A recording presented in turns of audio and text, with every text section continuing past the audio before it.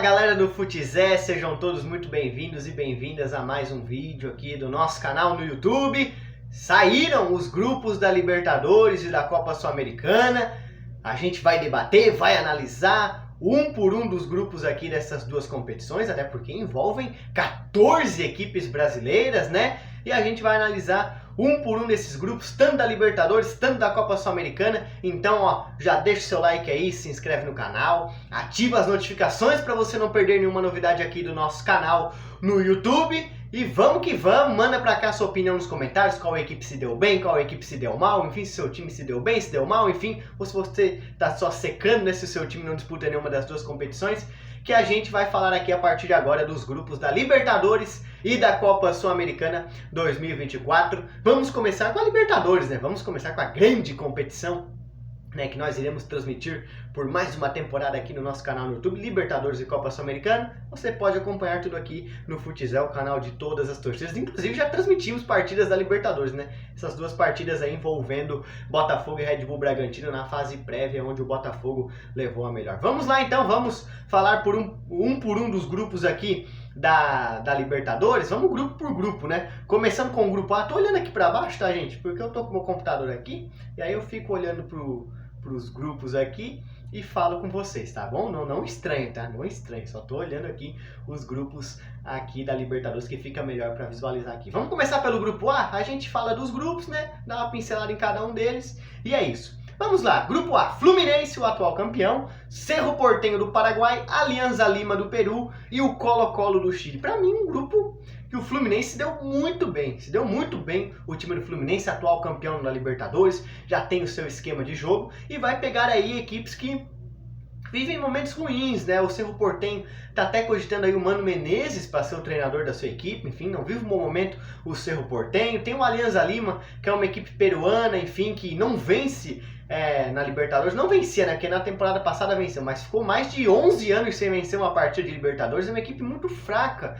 lá do futebol peruano. E o Colo-Colo do Chile, que teve muitas dificuldades na fase prévia contra o Sportivo Trinidense do Paraguai, uma equipe fraquíssima lá do Paraguai. O Colo-Colo teve muita dificuldade para avançar aqui para essa fase de grupos da Libertadores. Você bate o olho, você pode pensar, pô, Cerro Porteño, Colo-Colo, enfim, são times de tradição, times de torcida, né? O Colo-Colo, que é um time campeão já de Libertadores, o Cerro Porteño não tem nenhum título, mas é um time que frequentemente disputa a Libertadores, mas são equipes frágeis, são equipes fracas, assim como o Alianza Lima, que para mim é o pior time desse grupo. Então o Fluminense tem totais condições de se classificar para o mata-mata, né? Tem a total obrigação do Fluminense passar e passar bem por esse grupo. Tudo bem, o Fluminense não viu um bom momento na temporada, né? Não conseguiu chegar na final do Cariocão, enfim, né? Algumas críticas ao trabalho do Diniz, mas é um grupo para o Fluminense passar e passar tranquilo, mostrar por que é o atual campeão da América. Bola para isso, futebol para isso, o time do Fluminense tem, com certeza. E para mim o Fluminense vai se classificar nesse grupo. E chuto aí um Colo-Colo passando na segunda colocação, acredito. Acredito que o Fluminense, o Colo-Colo e o Cerro Porteño ficaria na terceira colocação e iria para a Copa Sul-Americana, na minha opinião. Vamos para o grupo B agora? Tem São Paulo, Barcelona de Guayaquil, Talleres e o Cobresal do Chile, time que joga lá no deserto do Chile, né? Lá no deserto do Atacama, enfim, uma viagem longa, uma viagem chata, desgastante, assim como a viagem lá para Guayaquil, né? Lá no Equador, para enfrentar o time do Barcelona. Enfim, o São Paulo que não vive um bom momento aí na temporada, muitas críticas por trabalho do Thiago Carpini, que começou muito bem, né? Quebrando o tabu da Neoquímica Arena, vencendo o Corinthians, vencendo a Supercopa do Brasil em cima do Palmeiras, né? Então, um trabalho que começou bem e agora está decaindo. Muitas críticas, né? Eliminação no Paulista para a equipe do Novo Horizontino, né? Toda a questão do Rames Rodrigues, que o torcedor cobra que o Rames Rodrigues jogue mais minutos e o Carpini não dá essa minutagem ao colombiano, enfim, muitas críticas ao trabalho do Thiago Carpini, mas eu vejo aqui um grupo que o São Paulo também, assim como o Fluminense, tem totais condições de passar, mesmo nesse momento adverso da temporada, momento de crise, que o time não está jogando bem, enfim, para mim o São Paulo tem totais condições de passar. Vai reencontrar o Talleres, que foi um algoz do São Paulo lá na Libertadores de 2019, né? O torcedor do São Paulo quer nem lembrar de Talleres, né? Que eliminou o time na fase preliminar, né? Em 2019. E vai ter uma viagem longa e desgastante para enfrentar a Barcelona de Guayaquil e o Cobresal, que não são equipes fortes, né? Convenhamos, não são equipes fortes Barcelona de Guayaquil, Cobresal, assim como o Tajeres também não é uma equipe forte, né? Então é um grupo aí que o São Paulo tem totais condições de passar e para mim vai passar e vai passar na primeira colocação.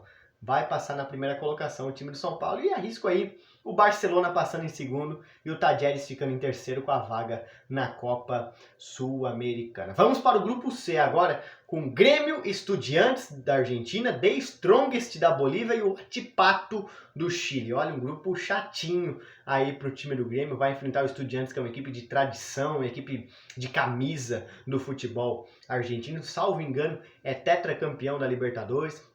Tetracampeão da Libertadores, a equipe do Estudiantes. Enfim, uma equipe muito tradicional do futebol da Argentina, retornando à Libertadores.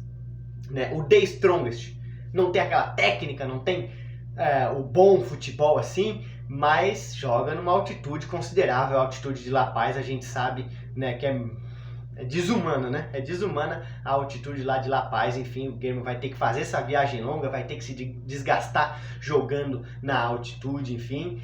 E o Huachipato do Chile, para mim, é o azarão deste grupo. Para mim é o azarão deste grupo, o time do Huachipato do Chile.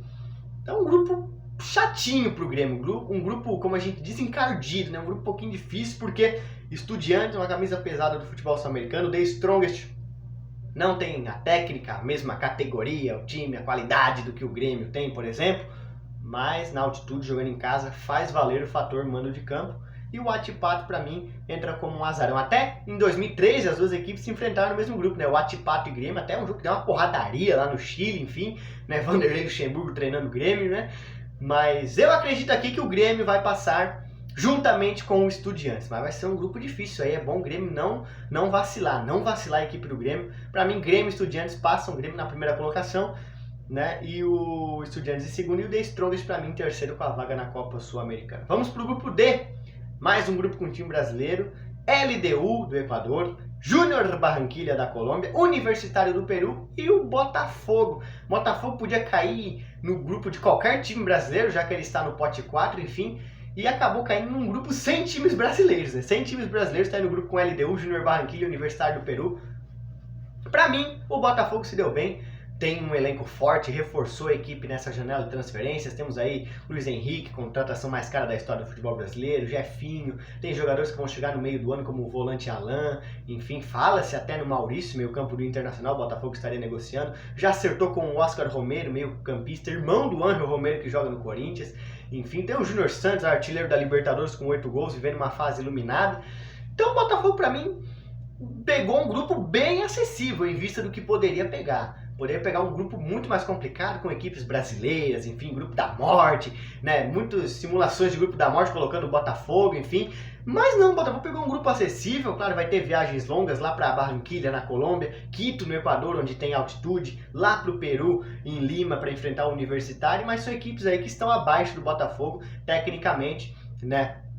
Tem a LDU, claro, campeã da Copa Sul-Americana, né? Mas que perdeu algumas peças do time do ano passado, enfim. Né? E eu acredito na classificação do Botafogo juntamente com a própria LDU, que é a campeã na Sul-Americana, e para mim o Júnior Barranquilla fica na terceira colocação. Para mim o Botafogo se deu bem com esse grupo aqui, né? Claro que depois de 2023, né, aquele ano terrível, final de ano terrível pro torcedor do Botafogo, o torcedor do Botafogo fica com o pé atrás em tudo, né? Até num grupo desse que é mais acessível, o torcedor do Botafogo fica calma, vamos ter pé no chão, enfim, e tem que ter pé no chão mesmo, porque a Libertadores é uma competição traiçoeira, mas para mim o Fogão se deu bem. Vamos para o grupo E, né? Mais uma equipe brasileira presente neste grupo. Flamengo, Bolívar da Bolívia, Milionários da Colômbia e o Palestino do Chile. Para mim, o Flamengo se deu muito bem. Se deu muito bem. Para mim, o brasileiro que se deu melhor nesse sorteio foi o Flamengo. Ah, mas tem o Bolívar, altitude de La Paz, tem o Milionários, altitude lá de Bogotá, na Colômbia.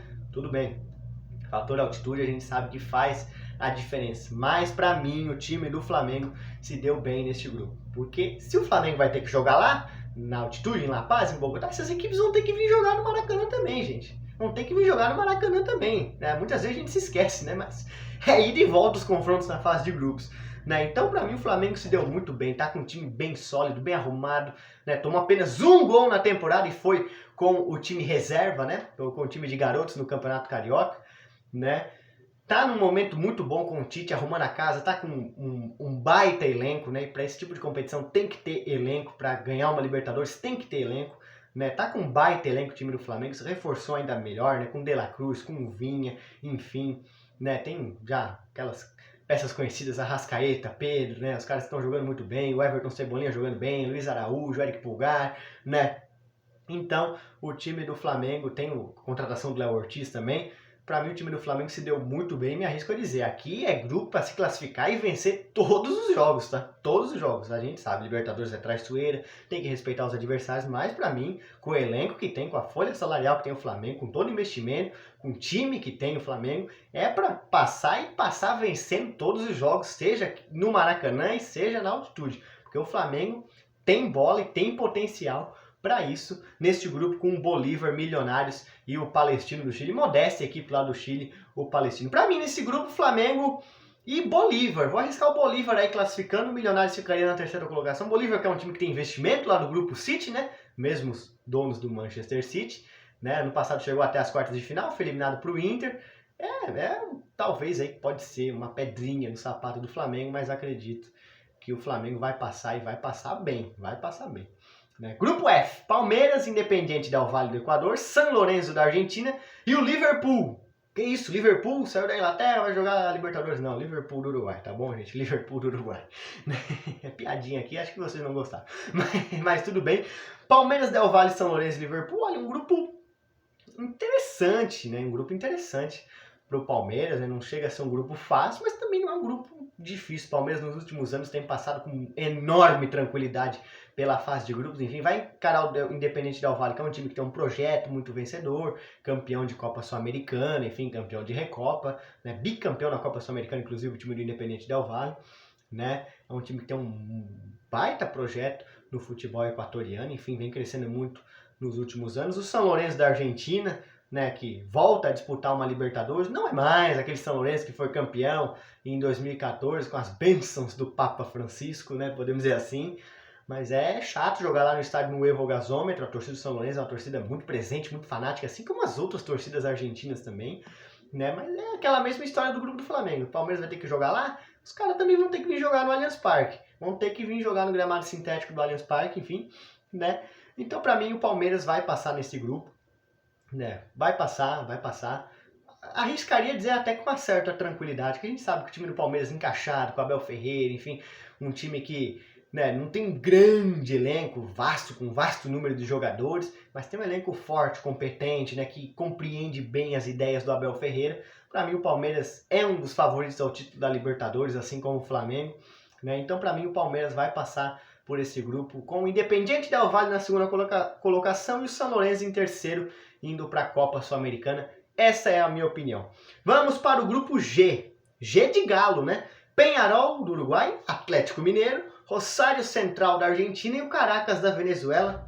Para mim, o Galo, claro, não vem fazendo um grande ano em 2024. Muitas críticas para o trabalho do Filipão até aqui, né? Muitas críticas para o trabalho do Filipão até aqui. Mas para mim o Galo tem totais condições de passar e passar bem por esse grupo. Porque o Peñarol não é mais aquele Peñarol, né? Aquele Peñarol vencedor, enfim, intimidador, né? Não é mais aquele Peñarol. Tem o Rosário Central de volta à Libertadores, depois de muitos anos fora, o Rosário Central tá de volta. E o Caracas na Venezuela tem o fator viagem longa, né? Uma logística complicada viajar até a Venezuela para enfrentar o Caracas. E o Galo também não vem desempenhando um grande futebol em 2024, como eu disse, muitas críticas pro Filipão e tudo mais. Mas é uma equipe que tem um grande elenco, tem um elenco muito bom, tem Hulk, Paulinho, contratação do Gustavo Scarpa, enfim, tem um time muito bom, o Atlético Mineiro. Se for ver por elenco, é um dos melhores elencos da América do Sul e também, para mim, é um dos favoritos ao título, querendo ou não. Não tá jogando bem, enfim, mas a gente sabe que até o dia 30 de novembro, até o final do ano, o ano vai desenrolando muita coisa, né, gente? Vai desenvolvendo muita coisa e vai mudar muito, né? E para mim, o time do Galo é um dos favoritos, sim, ao título da Libertadores. Né? E para mim vai se classificar nesse grupo. Arrisco Atlético Mineiro com Rosário Central aqui, tá? Atlético Mineiro, Rosário Central, Peñarol ficando em terceiro. Que, como eu disse, Peñarol não é mais aquele, né? Pode vir classificar, enfim, calar minha boca aqui, aí eu vou queimar minha língua legal se o Peñarol passar por esse grupo, né? Mas não é mais aquele Peñarol, né, gente? Convenhamos, não é mais aquele Peñarol. E o Galo tem totais condições de passar e passar bem, passar em primeiro, nesse grupo aí. Né? Esse ano a Arena MRV recebendo a Libertadores, né? Pela primeira vez na história o Galo vai jogar na sua casa, né? Que foi inaugurada ano passado. E vamos pro último grupo sem times brasileiros, tá? Esse grupo a gente só vai dar uma pinceladinha rápida aqui. River Plate, Libertad do Paraguai, Deportivo Táchira da Venezuela e Nacional do Uruguai. Olha, o grupo tranquilinho, hein? Grupo legal pro River Plate se classificar aqui, hein? Grupo tranquilo, River Plate. Ano passado foi eliminado pelo Internacional nas oitavas de final, enfim. Mas tem um grupo bem tranquilo aqui, o River, para se classificar e classificar bem. Libertad não é uma equipe, né, de tanta torcida, de tanta expressão no futebol paraguaio. O Deportivo Táchira também não é uma equipe das melhores da Venezuela. E o Nacional do Uruguai é a mesma situação no Peñarol, não é mais aquele Nacional, né? Passou com bastante dificuldade nessa fase prévia da Libertadores, passou pelo Always Red da Bolívia, nos pênaltis inclusive, né? Então não é mais aquele Nacional, né? Mas eu aposto aqui no River e até no próprio Libertad se classificando, e diria que o Nacional fica em terceiro e vai para a Copa Sul-Americana. Aqui a minha opinião sobre os grupos da Copa Libertadores. Comente aqui sua opinião, se seu time se deu bem, se deu mal, enfim. Esses são os grupos da Libertadores 2024 e nós vamos acompanhar. A partir da primeira semana de abril vai ter fase de grupos da Libertadores e nós vamos juntos aqui acompanhar todas as emoções do futsal. Mas calma, o vídeo não acabou, porque agora a gente vai falar dos grupos da Copa Sul-Americana.